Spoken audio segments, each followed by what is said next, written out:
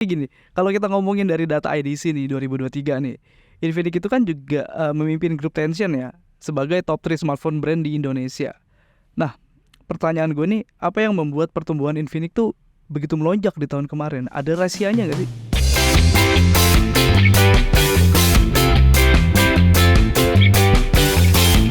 Gimana tahun lalu itu kita menempatkan produk-produk kita itu di positioning yang tepat. Oke. Jadi pertama itu kalau gue bisa bilang produk positioning itu sangat tepat, sangat-sangat menentukan. Oke. Ketika kita punya certain level of smartphone series kan, dari seri Smart, Hot, Note, GT, dan juga yang paling atas Hero kan.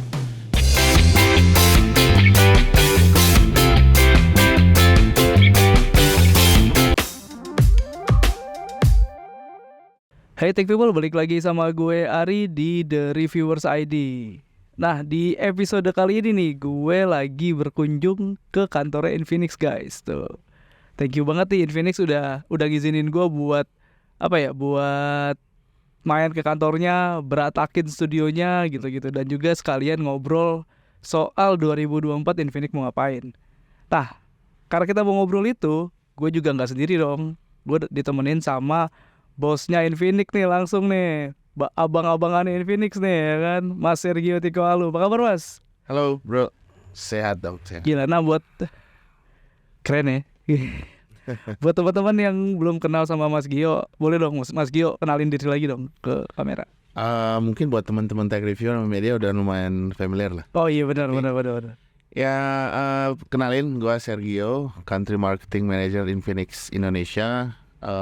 Ya kesehariannya ngurusin gimana caranya Infinix bisa jualannya bagus. Oh iya, keren. Mas, tapi kan kalau misalnya kita ngobrol-ngobrol nih Mas, di tahun lalu sebenarnya kan Infinix tuh geliatnya tuh gokil banget ya kalau gue boleh bilang ya. Ya. Ngeluncurin handphone banyak segala macem, bahkan ada beberapa seri yang bisa masuk Google Trend tuh Mas tuh. Ya. Gila keren tuh. Nah, sebenarnya pengen tahu Mas, di 2023 tuh hal apa sih Mas yang ngerasa paling wah ini achievement banget nih buat Infinix nih gitu. Oke, kalau kita ngomongin tahun kemarin kan ya? Tahun kemarin 2023. 2023 memang challenge-nya sangat besar. Challenge-nya sangat besar karena ketika tahun kemarin tuh kita mencoba penetrasi di market mid ya. Karena sebelum-sebelumnya kan Infinix banyaknya di market entry level. Betul. Nah, tahun kemarin kita mencoba dengan seri Note, seri GT. Betul. Itu kita coba masuk ke pasar mid level. Oke. Nah, which is mid level ini kalau di Indonesia salah satu pertumpahan effort yang sangat luar biasa masih buat semua brand gitu. Benar. Tahun lalu itu sangat challenging banget. Benar. Tapi kalau kita ngomongin achievement, udah pasti dari segi sales kita achievementnya sangat luar biasa di tengah badai krisis ekonomi Betul. Ya tentunya. Betul. Mempengaruhi tentunya purchasing power dari konsumen. Infinix kayaknya satu-satunya brand yang positive growth di tahun kemarin. Dan itu bisa dilihat dengan sales kita yang sangat luar biasa. Betul. Pertumbuhannya oke lah ya. Pertumbuhannya sangat oke, apalagi untuk smartphone kita yang dijual dari seri Smart, Hot sampai dengan Note. Betul, Note luar biasa. Even kayak GT series. Oh iya, itu GT-nya keren loh. GT series kita penjualannya itu bisa dibilang one of the best di semua region Infinix di seluruh dunia. Kayaknya merem sih kalau gue lihat dari harganya nih, spek sama harganya. Jadi ya kalau kita bilang achievement, sekali lagi secara sales kita achievementnya sangat luar biasa, secara bisnis lah ya. Benar. Bisnis sangat luar biasa tahun kemarin, dan itu tentunya kita berterima kasih juga buat X-Fans, buat semua konsumen Indonesia yang sudah mempercayai Infinix, dan juga ya teman-teman tech reviewer, semua teman-teman media ya, thank you banget. Tahun kemarin kita banyak dibantu juga. Baru dari segi branding pastinya. Oh iya, branding ya pasti harus. Ya, jadi tahun kemarin itu juga kita mendapatkan lumayan secara brand awareness. Kita ada trackernya juga. Kita bisa lihat bahwa brand awareness Infinix itu mungkin kalau tahun 2020 2021 mungkin dari 10 orang yang tahu Infinix mungkin cuma 3 atau 4 orang. Okay. Sekarang itu dari 1 sampai 10 di target audience yang maksudnya target consumers kita 1 sampai 10 itu 8 sampai 10 orang itu even 10-10-nya bisa tahu Infinix gitu. Secara awareness keren. Kita sangat improve. Dan juga secara brand equity-nya kita juga konsumen di Indonesia itu mulai percaya dengan Infinix, dengan produk yang kita kasih sampai dengan after sales yang kita kasih. Makanya hal-hal itu semua achievement yang kita dapat tahun kemarin, ya kembali lagi kita berterima kasih banyak kepada ex-fans kita yang selalu mensupport.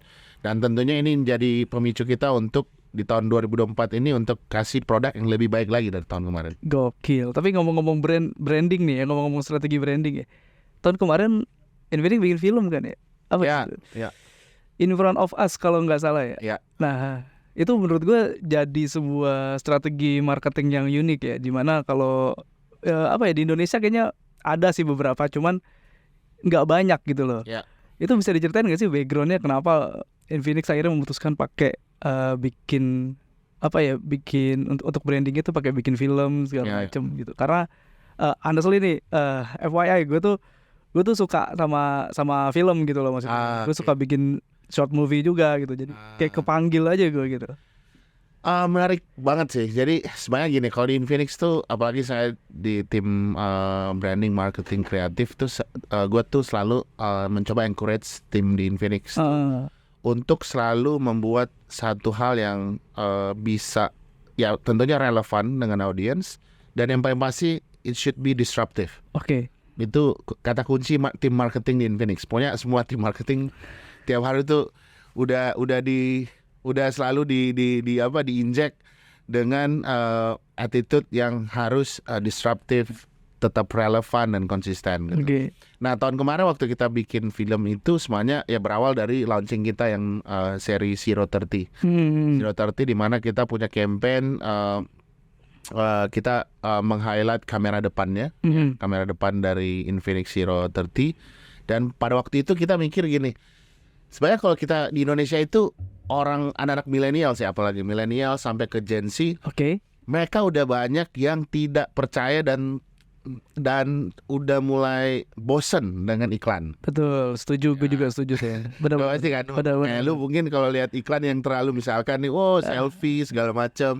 Ya, gue bukan menyudutkan salah satu brand ya, tapi maksud gue kalau kita mencoba memperlihatkan sesuatu yang terlalu hard selling, pasti konsumen bakal kayak, ini apa sih? Apaan sih gitu? Iya kan? Iklan banget nih gitu. Iklan banget. Iklan banget gitu ya. Nah, kemarin kita mikir bahwa gimana kita mencoba bikin suatu apa ya? Bisa dibilang komersial juga sih, maksudnya video komersial, tapi sesuatu yang bisa bisa membantu anak muda di Indonesia dalam hal apa yang menjadi concernnya mereka. Gitu.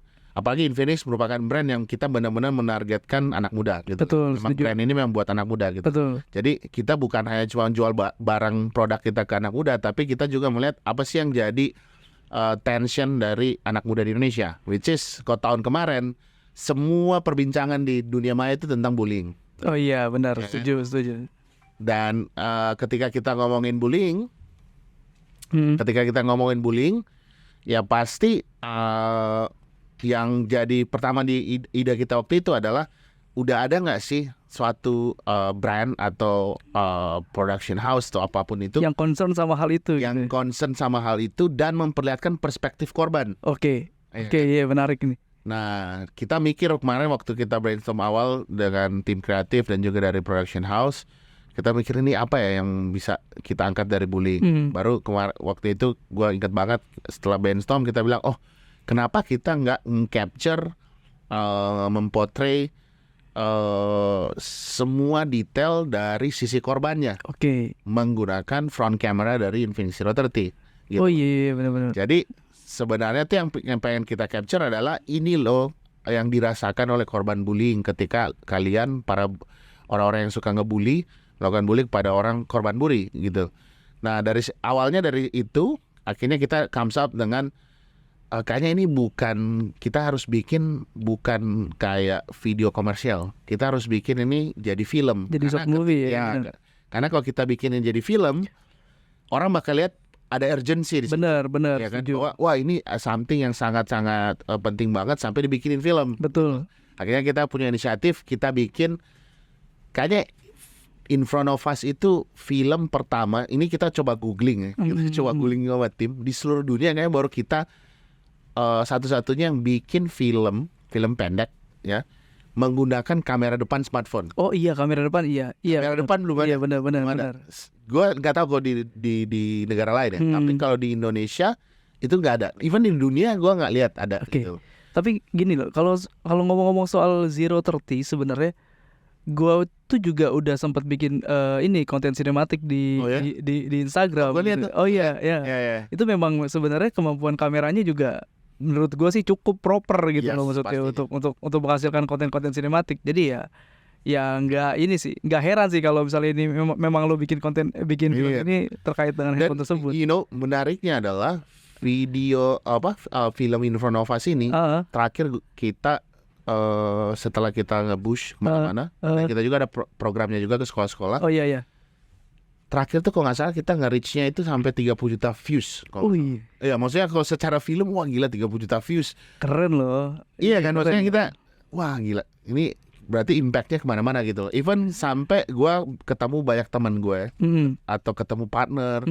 Mereka tuh kayak apalagi orang teman-temanku gue atau partner gue yang punya anak ya. Iya. Langsung kayak wah mas, thank you banget ya kita gue lihat filmnya dan itu sangat-sangat menginspirasi banget gitu. Betul. Dan itu gue ngerasa kayak wah ini kita di Infinix juga kita bukan cuman yang kayak gue bilang tadi bukan cuman jual produk tapi kita juga ada value yang lebih kita kasih ke audiens atau konsumen kita gitu. Jadi teman-teman tech viewers gue sih berharap tahun ini jangan cuma film pendek nih.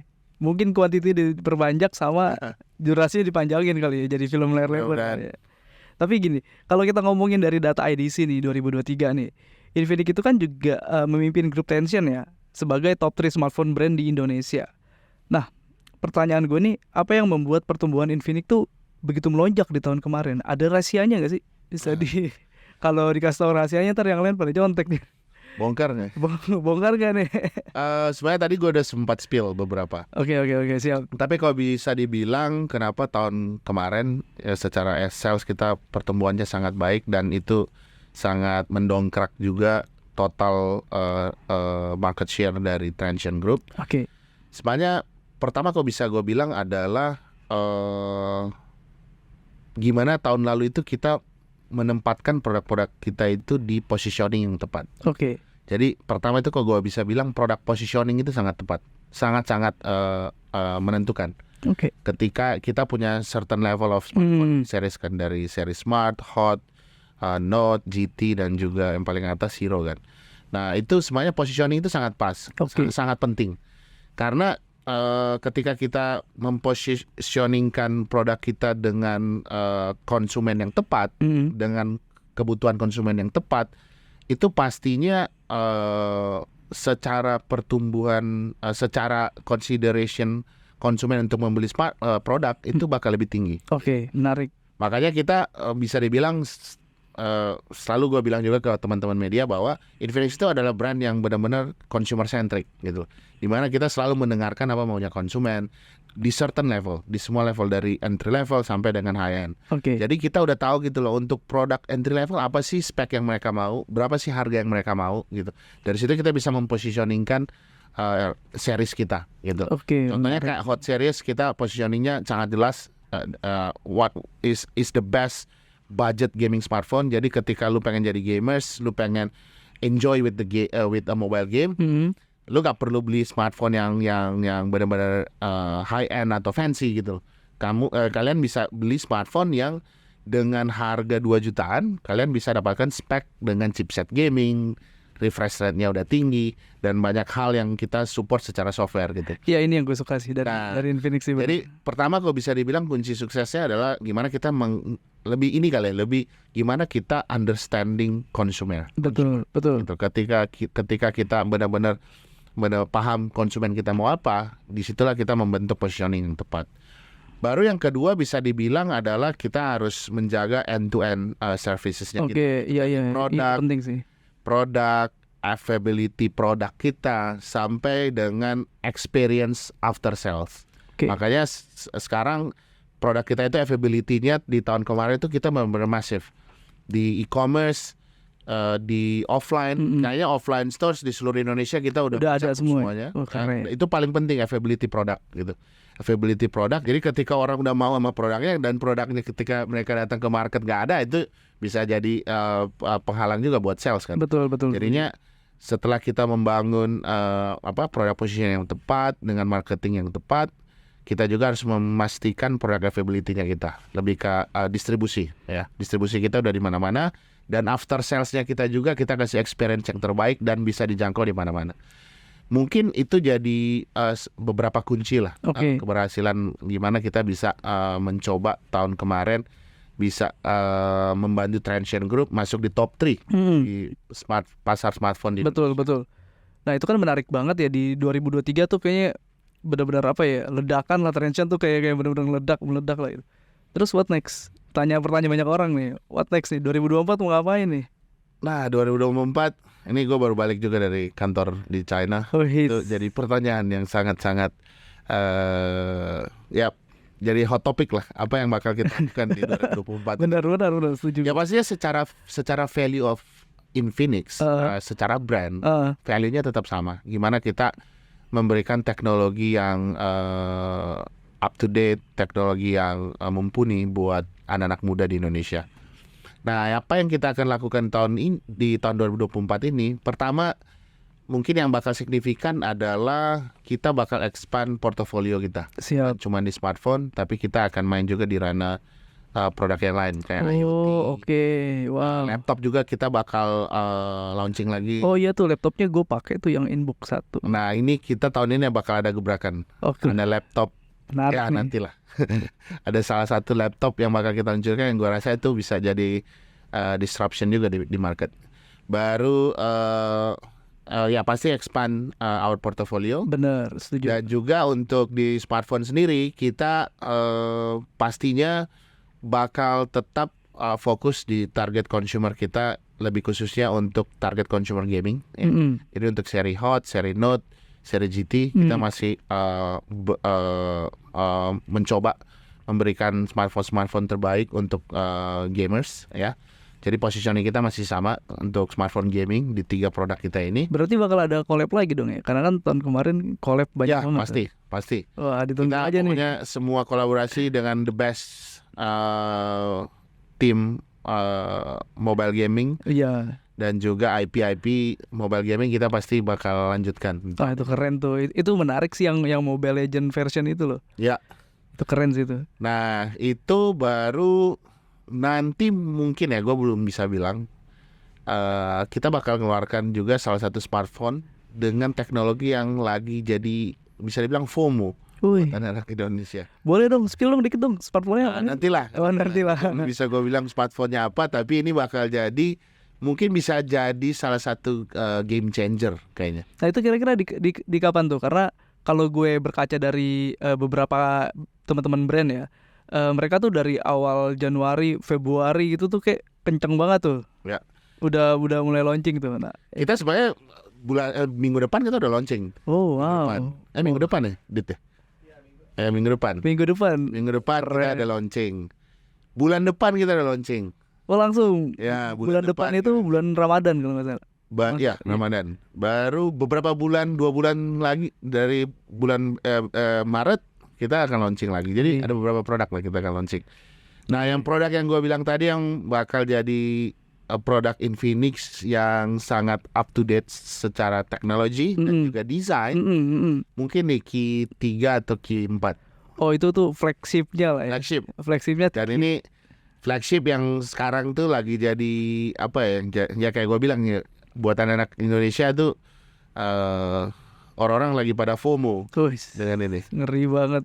Tapi kalau kayak gitu berarti yang akan segera launching tuh kalau boleh kisi-kisinya tuh dari apa tuh? Dari segmen apa tuh? Hot apakah? Kita minggu depan bakal launching seri gaming kita yang tadi gue bilang best gaming smartphone. Gaming loh, ditungguin aja tuh, range harga 2 jutaan berarti. 2 jutaan. Siap-siap tuh. Anyway Mas, sebelum kesini gue tuh juga sempat nanya-nanya ke teman-teman di Instastory gue. Nah sebenarnya ada beberapa pertanyaan, cuma karena keterbatasan waktu jadi gue ambil 5 pertanyaan aja, nggak apa-apa Mas ya? Nggak apa-apa. Aman ya? Oke, Tech People thank you banget yang udah nanya, yang udah ikut kontribusi bertanya. Tapi sorry nggak bisa gue bacain pertanyaannya satu-satu. Cuma sekarang nih ada kuota lebih banyak nih, jadi ada 5 pertanyaan yang bisa gue tanyain. Oke Mas, langsung ya dari @sadapintekno. Wah Chandra nih. Wah, Kenapa collabnya sama FF? kenapa collabnya sama FF? Oh, oke. Langsung jawab nih. Langsung jawab. Oke, langsung jawab. Oke, thank you, brother. Pertanyaannya. Sebenarnya kenapa sama FF? Di kita tuh, karena kita ada 3 lini smartphone yang marketnya itu untuk gaming, mobile game. Maksudnya untuk gamers lah. Ada seri Hot, seri Note, sama GT kan. Oke. Nah, tiap lini smartphone ini kita juga punya insight. Oke. Kira-kira untuk seri Hot, Note, dan GT, kalau kita mau partnership dengan IP gaming IP, itu lebih cocok kemana? Oke. Kalau Note kan udah paling sering kita mau Mobile Legends. Betul. GT juga sometimes Mobile Legends, sometimes juga PUBG.